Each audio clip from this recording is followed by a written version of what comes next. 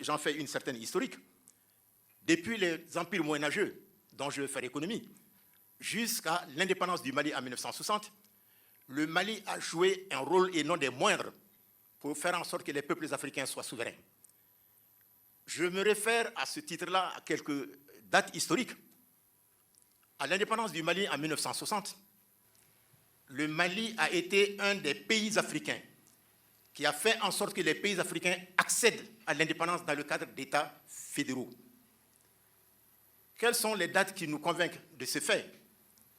Je rappelle par exemple qu'après l'adoption de la loi cadre en 1956 par la France, Modibo Keïta a été un des leaders africains en Afrique de l'Ouest, très tôt qui a compris que cette loi qui a territorialisé les colonies ne visait comme objectif que de nous diviser pour régner sur nous après les indépendances politiques, entre guillemets. Et c'est pour cela qu'il a approché Houphouët-Boigny pour lui dire que lui, il propose, puisqu'il était proposé et promis de 2 ans plus tard, de procéder à un référendum qui allait dire, avec les territoires qui ont été conçus, s'il y en a qui veulent rester avec la France dans le cadre de la communauté française, ou s'ils veulent accéder à l'indépendance. Il a donc demandé à Houphouët que dans ces conditions, il propose que les 8 territoires qui se trouvaient en Afrique de l'Ouest votent dans un seul et même sens pourvu qu'ils puissent accéder à l'indépendance par la suite dans le cadre d'un État fédéral. Que faut-il, oui ou non? Houphouët a proposé qu'on vote oui et qu'ensuite on va accéder à l'indépendance dans le cadre d'un État fédéral. Ce qui a été fait au Mali, seule la Guinée a voté non. Maintenant, après cela, Modibo a proposé une rencontre à Bamako pour faire en sorte qu'on pose les jalons d'un État fédéral qui va négocier l'indépendance avec la France. Puisqu'il y avait 8 territoires et que la Guinée a voté non, donc il est resté 7. Sur l'invitation de Modibo, je dis tout cela pour montrer la dimension panafricaine de la diplomatie malienne depuis l'indépendance en 1960.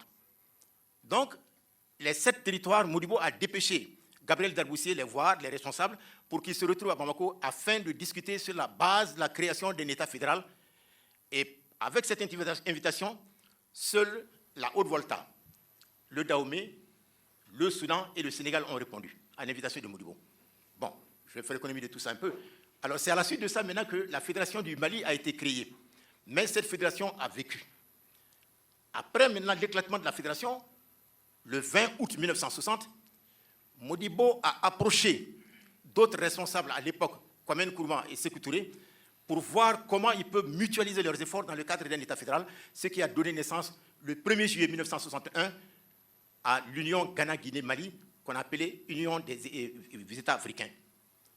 Alors cette union, pendant qu'elle cheminait, Modibo a approché, à la suite d'une visite qu'il avait effectuée au Maroc, le roi Mohamed V, et c'est ce qui a abouti à la création du groupe de Casablanca.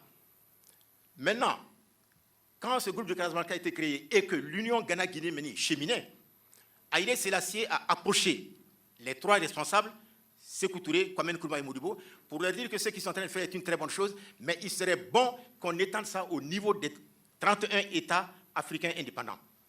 Alors, ce qui a fait que finalement, la rédaction de la charte pour la création de l'Organisation de l'Unité africaine a été confiée à Modibo Keïta et à Sylvanus Olympio. Mais malheureusement, en janvier 1963, un coup d'État a mis fin à la vie de Sylvanus Olympio. Donc le travail restait essentiellement entre les mains de Modibo. Sur les 5 ans, qu'est-ce que je veux dire? Je l'ai dit que tout cela, quand je l'ai entendu, mon cadet, ministre des Affaires étrangères, évoquer les actions qui ont été menées, j'ai vu que tout cela s'inscrivait en droite ligne dans les traditions historiques du peuple malien. Un peuple qui n'a jamais voulu cheminer tout seul et qui a compris que la souveraineté pleine et entière du Mali n'en sera une que lorsque dans un État fédéral africain. Donc toutes ces actions menées, dites, annoncées, vont parfaitement dans ce sens-là. Et je crois que les faits ne vont jamais nous démentir parce que ces traditions ont montré que c'est seulement en cheminant sur la base de ces traditions que nous pourrons arriver à une souveraineté pleine et entière, tant sur le plan politique, économique, social que culturel. Merci beaucoup.